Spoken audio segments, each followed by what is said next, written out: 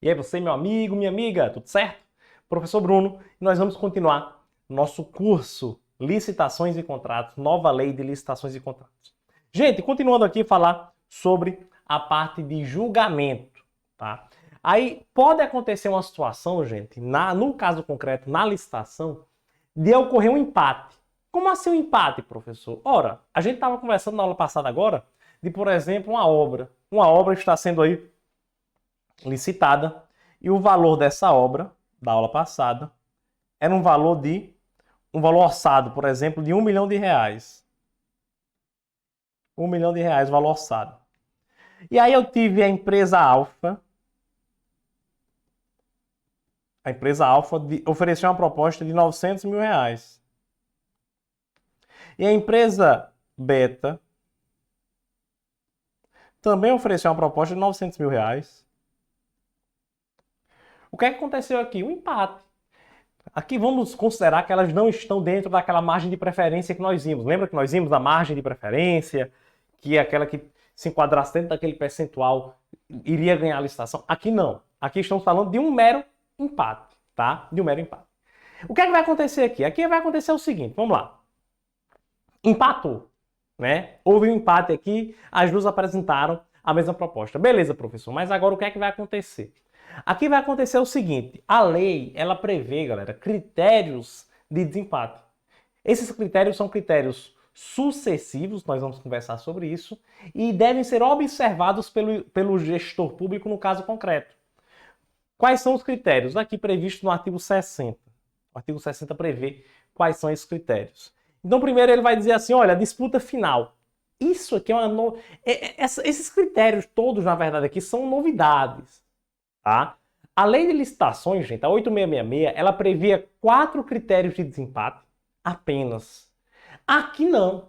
Aqui ela prevê 4, que são esses que nós vamos ver aqui, mais 4 que são parecidos com o da 8666.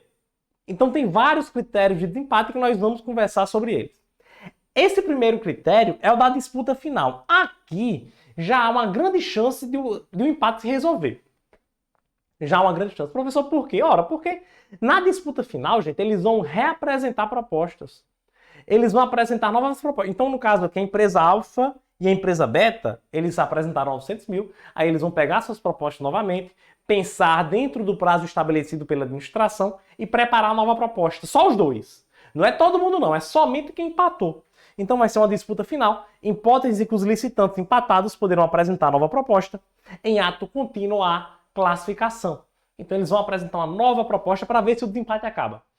Na maioria das vezes, pessoal, na prática, isso daqui já é o suficiente para resolver a parada.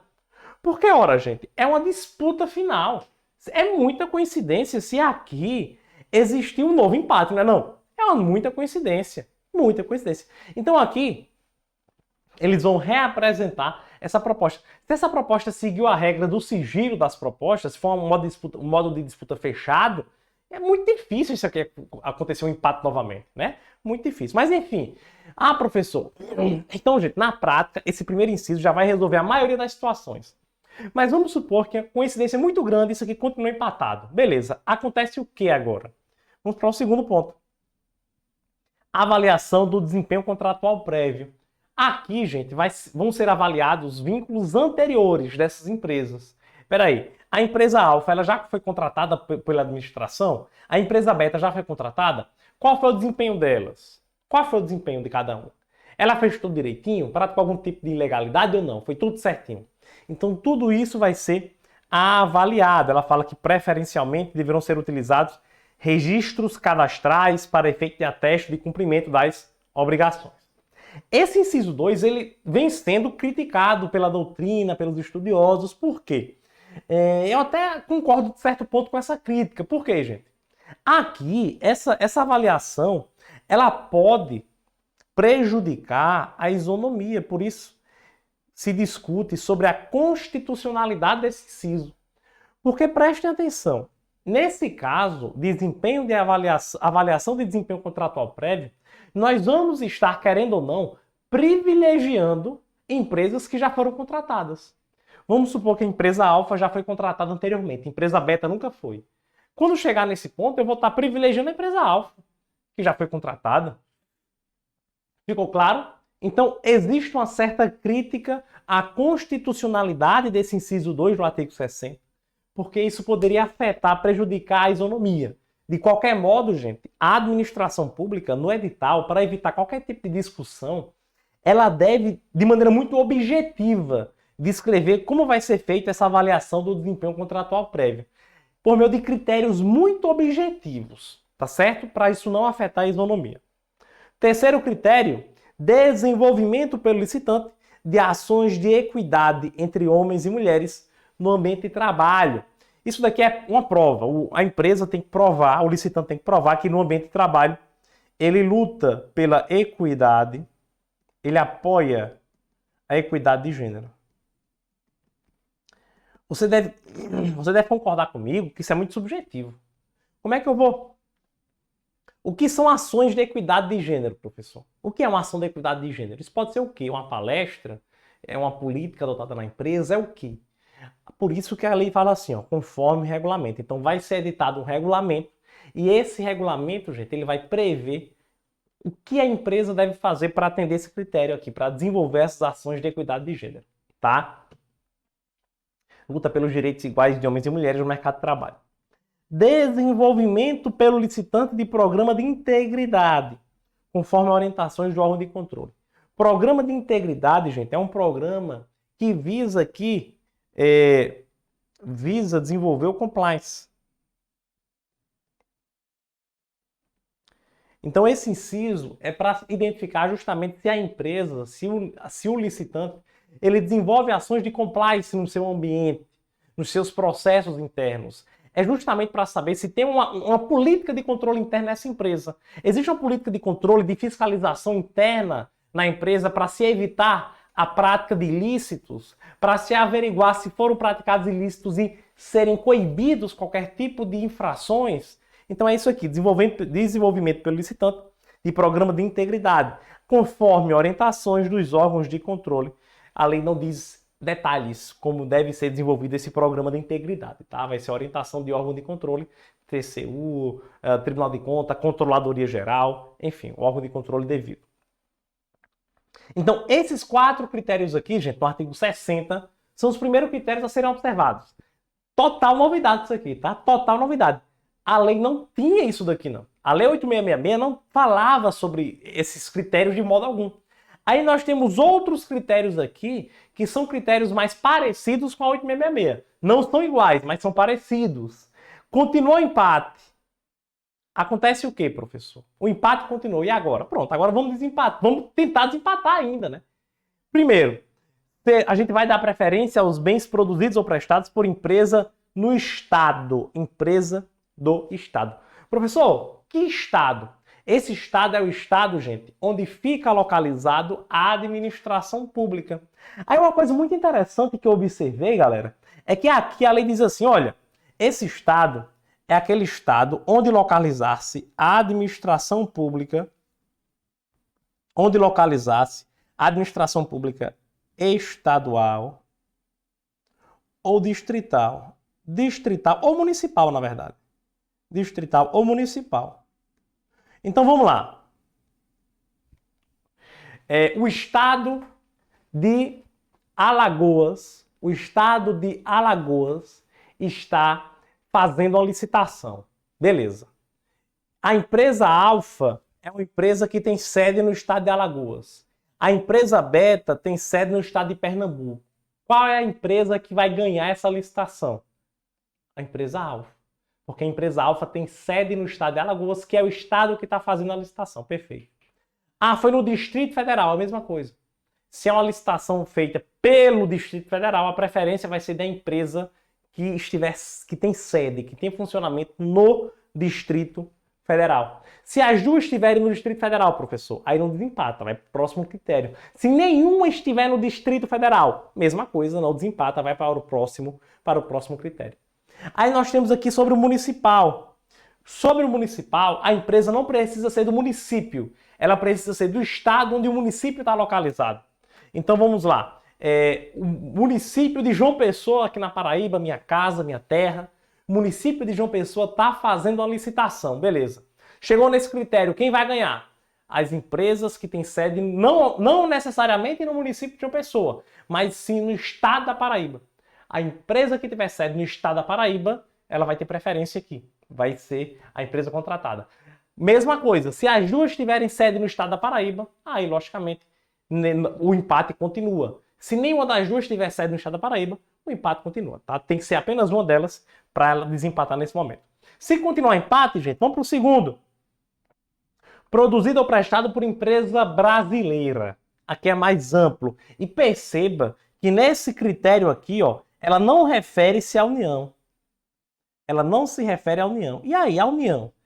A gente entende que se é a União que faz a licitação, ou o órgão federal, não existe esse critério de desempate. Porque a lei não prevê. Ela só prevê Estado, Distrito Federal e município. Ela não prevê aqui, ó, administração pública federal, tá bom?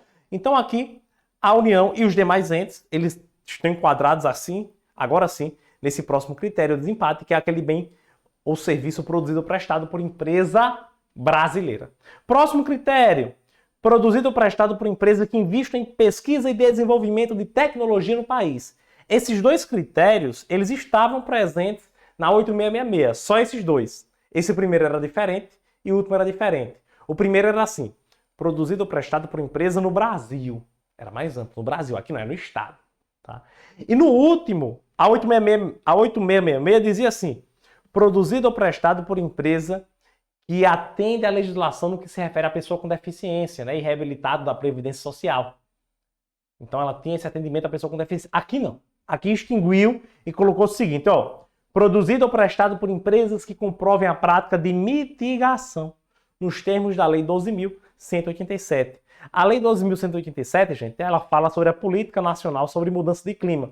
Então vai ganhar aqui, gente, a empresa que comprovar que colabora para o meio ambiente sustentável, colabora para o meio ambiente sustentável. Aqui, ó, lembra da finalidade? Desenvolvimento nacional sustentável. Se encaixa aqui também.